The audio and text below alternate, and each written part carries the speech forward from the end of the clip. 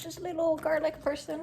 Agatha Christie knows what she's doing. Women are not idiots, idiot. I'm excited. Hello, it is officially October and it feels like fall. I am so excited. It is Sunday, October 1st. That being said, welcome to this Halloween reading vlog part 2. If you didn't watch my last Halloween reading vlog, let me give you a quick update. I'm trying to read 13 Halloween books before Halloween. I have read 6 books so far. At the end of my last vlog, I mentioned Our Hideous Progeny. I started it and I'm liking it so far. Just a reminder, this is like a follow-up, a sequel, if you will, to Frankenstein. Victor Frankenstein's great niece. She finds a way to recreate his experiment and make a monster of her own. Yesterday, I went to the library and I picked up these 3 graphic novels for a few different reasons. Reason number 1, I've fallen behind with my reading in the last week. Last week I did not read very much because my poor little puppy dog broke his leg last weekend. And ever since then, I've been just stressing over this little puppy boy and haven't really had the time or the brain power to read. I need some help when it comes to like imagining and visualizing what's happening. Therefore,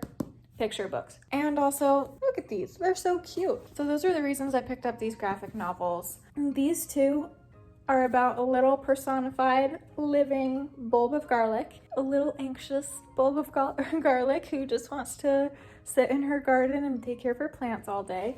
But in this first one, a vampire comes and decides to move into the castle on the hill, and all of her other vegetable people friends are scared and they say, "Garlic, you have to go make the vampire go away." And so she goes to meet the vampire, and the theme is kind of like sometimes you got to do scary things and maybe they aren't as scary as you think they're going to be. The second one, Garlic and the Witch. Garlic has to go on a mission to help the witch that created her. She goes on this little adventure, and this one is also kind of a similar theme because she is an anxious little garlic person, in that like sometimes scary things aren't as scary, but this is more about like a big life change. So the theme of this one is kind of like, you know what, those changes happen, it's okay, we all go through changes like that. Like if you're going through something, just know that there are people around you who still love you and are going to support you through that change. So this one was very cute. I think I liked this one better of the 2, but they're both freaking adorable. The third graphic novel I haven't finished yet, but this is called Sheets. It's about a little sheet ghost that is haunting a laundromat and about the girl that runs the laundromat. I will let you know what I think of it once I'm done with it. So those are my book updates. This isn't book related, but it is fall related. So last night, my husband and I took George for a little car ride, drove through the canyon, saw some really, really pretty fall leaves, fall colors, and it just made me excited for fall. And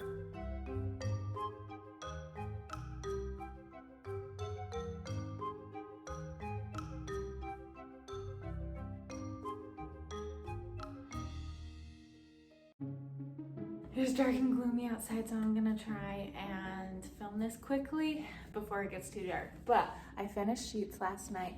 It's a cute story. You've got this girl who recently lost her mother. Her mother owned a laundromat. Like, this laundromat was really important to this girl's mother. Our main character, Marjorie, she is trying to keep this laundromat open because it's a way for her to remain connected to her mother. She's trying her hardest to keep it open, but her father is just devastated by the fact that her mother's gone and just doesn't care. You've got this like weaselly, nasty businessman in town who can see that the only person who cares to keep this laundromat going is a teenage girl. And so he's like trying to take advantage of that and trying to get her to agree to just like giving him the building. He basically says, either you give me this building or I will run you out of business. I will make sure nobody ever comes back to your laundromat.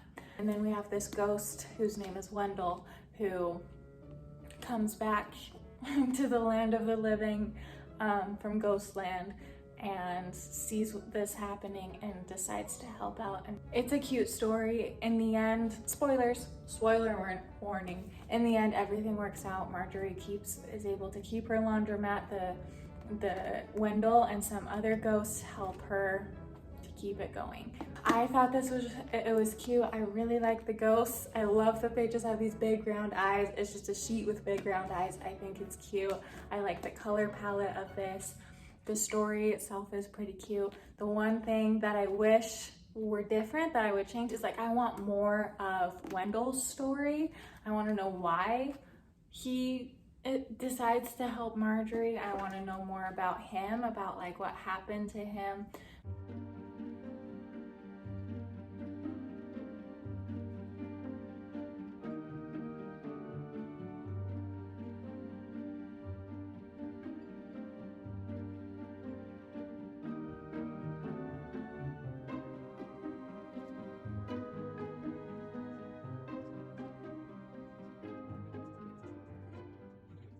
Hello, it is Saturday, October something. So here are a few personal life updates, but also a book update because that's what you're here for, right? Personal life update number one.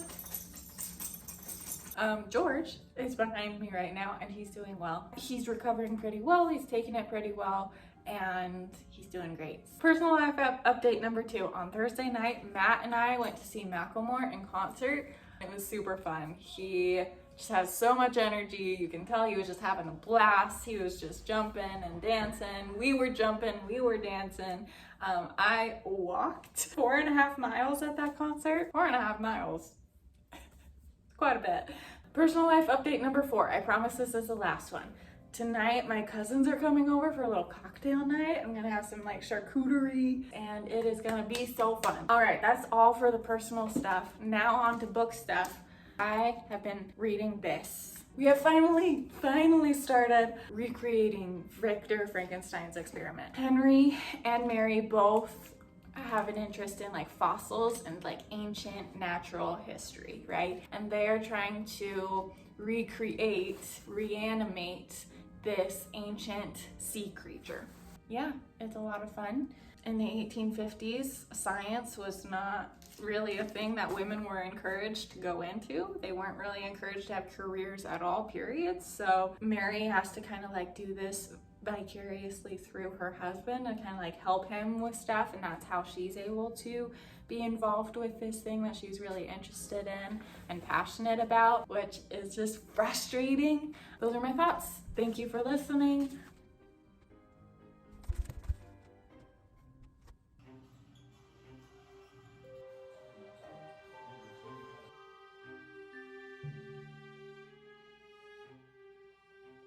All right, I have a reading update for you. I finished Our Hideous Progeny last night and it was good. It was fine. I was thinking about it earlier this morning. You know how like sometimes you take those like surveys for whatever it is and it's like, you really like it, you somewhat like it, you're completely neutral, somewhat dislike it, or you really dislike it. I feel like I somewhat liked it. There was more good about it than there was negative, but it just wasn't entirely my thing. I was kind of frustrated that like it took so long for them to like actually start building their own creature. That was like kind of the whole reason I was reading this book, right? And so I just like wanted that to start sooner. But other than that, like I don't really have anything negative to say. I would say I somewhat liked it. It was good, it was fine. If you like Frankenstein, if you want more of that, I would check out Our Hideous Progeny. As I'm talking right now, I just realized I do like and appreciate having read this right after reading Frankenstein. I don't know, I think because they kind of start off knowing what happened with like Frankenstein's monster, they're a little bit more cautious, specifically Mary is a little bit more cautious about like, okay, this is a living being, we need to treat it like it's a living sentient being and it didn't ask us to do this, let's really like take care of it, you know? And so I appreciate that. After I finished Our Hideous Progeny last night, I started Halloween Party by Agatha Christie. And let me say, Agatha Christie knows what she's doing when it comes to writing murder mysteries, because this got into it super quickly. And so it was like really easy to just like keep reading. I'm liking this so far.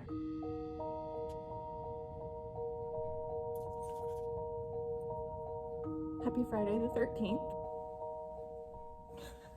I haven't been listening to many audiobooks the last few weeks. Number one, I've had so many physical books that I want to read before Halloween because I've created this little challenge for myself that like matters to nobody but myself. I haven't been listening to many audiobooks and I've been missing it. So this week I got an audiobook from the library. It's A Good Girl's Guide for Murder. I listened to it in like 2 days. I liked it. It was a good book. But yeah, once I finished that, I decided to look for the audiobook for Carmilla because it's a classic. I was a little bit nervous. I was like, maybe once I get the book, it will be hard for me to like get into it. Just a little hack for you. If you're ever wanting to listen to the audiobook for a classic book, check Spotify because there are a lot of audiobooks for classics on Spotify for free because they're in the public domain. I found Carmilla on Spotify and so I started listening to that last night, and it's a lot easier to understand and digest and all that than I expected it to be, and also it got into the meat of the story, the like vampire-ness of the story really quickly,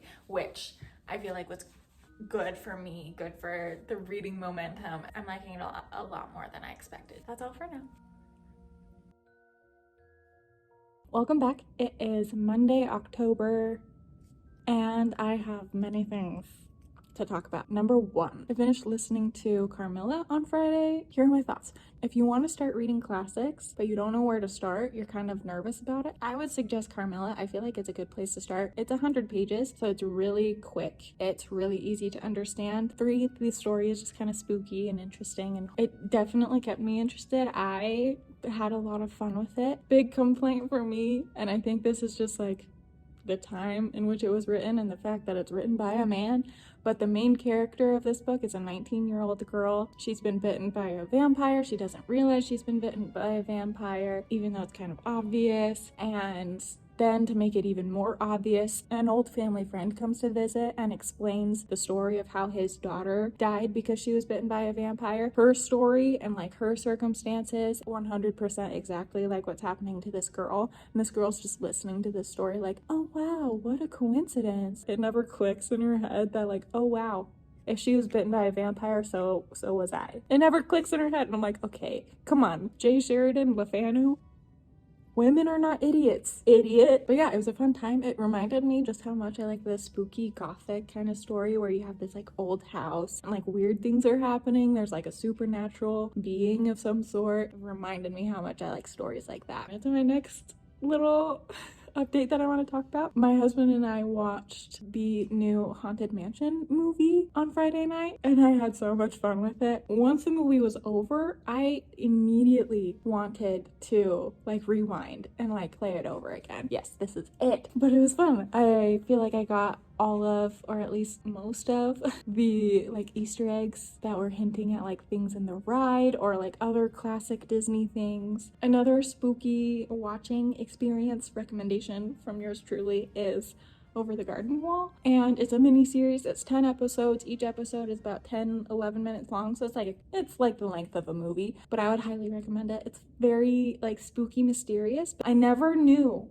until like the very end what was going on, but I didn't feel scared by that, you know. Very spooky, very cozy, really good Halloween watch.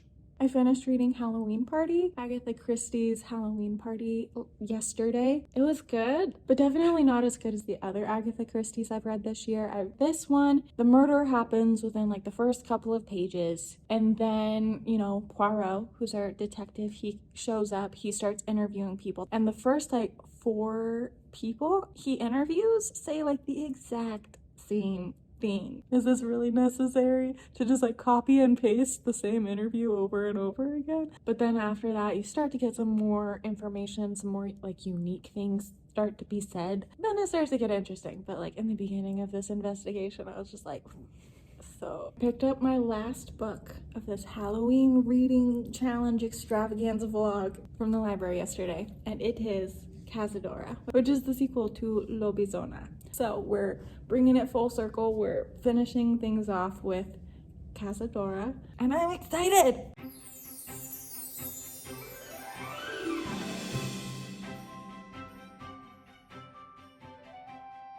I have a new microphone. Hello. So you don't care about this. We're here to read books. Today, I have the day off for Mental Health Day, which is severely needed. And I have read for a little while today tonight I'm gonna read even more. I will update you on how it's going. So far, I'm really liking this. I'm glad we're finishing with this book. I really had a lot of fun reading Lobizona. And so here we are, finishing out this little Halloween reading challenge, extravaganza, whatever you want to call it. I said before that Lobizona was really great to read because I was having a stressful time at work, and so I'm hoping that tonight as I'm reading this, I can just escape and feel the full benefits of a mental health day and just like escaping into a completely different world. Will it work? I don't know. I told you about the mic. That's fun. That's exciting. A couple of other new things. My brother and his girlfriend came over for lunch today, and they brought with them this cute little series, books that my mom got me for my birthday. The message that came along from my mom through my brother about these books is that they're spooky and that they're good Halloween reads. So I think it'll be fun. It looks like these are all children's books as well. So I think spooky, but like slightly spooky, not like spooky, and I'm okay with just slightly spooky. So I'm excited, and also just like look at it. I just like the look of having just like this nice brightly colored series. I'm excited. Good morning. It is Sunday, a very casual Sunday, which is why I'm still in bed. But we're here to talk about, can you see that? We're gonna talk about Cazadora today. First of all, I'm so happy to be reading about these characters again this week. I mentioned this when I talked about Lobizona, but like this is just like the perfect amount of magic to just escape. And so I love these characters. I love this world. In this book, Manu and her friends are on the run. They are fugitives because the Septimus magical police are after them. They are after Manu because she doesn't belong in this world. I'm gonna be honest, I miss the magical school part that was in Lobizona because that is not present in this one. Minor spoiler warning here. I'm gonna talk about the ending. I'm not gonna give away exactly what happens, but I am gonna say it's sad. It's a sad ending. Could it have been more sad? Yes. Could it have been happier? Yes. That just makes me sad, okay? I wanted things to change for Manu because she's finally found this place. She's found the world of Septimus, right? And she feels like she belongs with these people more than she belongs with humans, right? So we go through this whole book. They're on the run. They're meeting different people who also feel like they don't quite fit in. Supporting Manu because she represents that things could change. She represents hope for them, you know? As the book goes on, like, you're also getting more hope that like, oh, maybe with more support, maybe with all of this support, with all of these people who come out and say, we accept Manu, we don't think she's a threat, we think she should live in this world with us. After like collecting this group of people who supports her, you think like, oh, maybe in the end, Manu and all of these people who support and love her can change the minds of the people in charge. And they do to a certain extent, but it's not happy. It's not a happy ending for Manu. I understand why it's not necessarily a happy ending. I think because Manu kind of represents some like real world issues. She represents like issues with like gender identity and immigration being in the US and some of these other like prominent issues right now in our real human world. And since those issues aren't resolved, since they aren't being accepted into our society, Manu isn't fully accepted. And so I get that like this ending has to reflect reality in some way because Manu represents these issues that we're facing in reality.